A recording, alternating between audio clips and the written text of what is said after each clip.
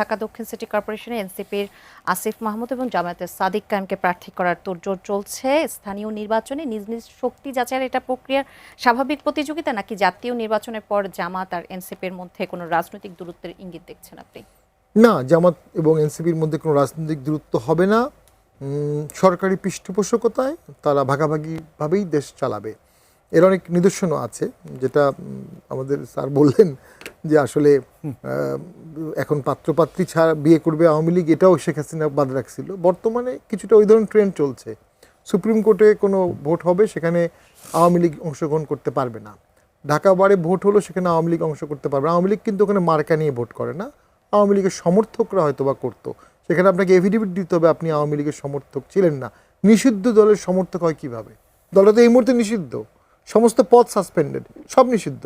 তাহলে আপনি এখন একজন নাগরিক, তাকে আপনি ভোট করতে দিলেন না। বার কাউন্সিলে মানে ভোট হবে না। বার কাউন্সিলে একটা গেজেট করে, বার কাউন্সিলের মতো একটা national symbolic value based institution, যেটা অনেক রাইটার বলেছে বাংলাদেশের লয়েরা হিস্ট্রি তৈরি করেছে, আসলেই তাই। পাকিস্তান পিরিয়ডে, ব্রিটিশ পিরিয়ডে, এরশাদ স্যারের আমলে, জিয়ার আমলে।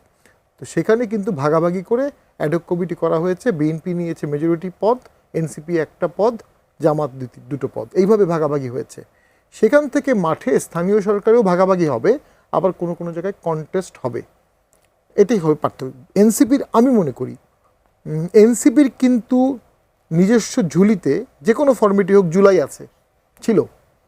জুলাই নিয়ে এনসিপি আর অনেক দিন রাজনীতি করতে পারত, কিন্তু যখনই তারা জামাতের সাথে জোট করলো, এনসিপিকে নিয়ে আমাদের যে প্রেডিকশন ছিল, এটা জামাতেরই অঙ্গ সংগঠন, সময় এলে দেখবেন এরা জামাতেই চলে যাবে, প্রেডিকশনটা খাপে খাপে ভোটের আগে মিলে গেল।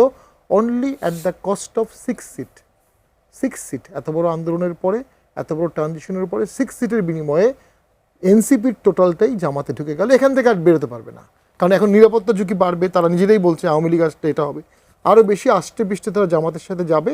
একটাই ভোট ব্যাংক তারা ক্যারি করবে। এর বিপরীত ভোট ব্যাংকটা এখন তৈরি হচ্ছে। এর বিপরীত ভোট ব্যাংকটা কে লিড করবে, কিভাবে লিড হবে, এটাই সামনের দিনের রাজনীতি। ধন্যবাদ।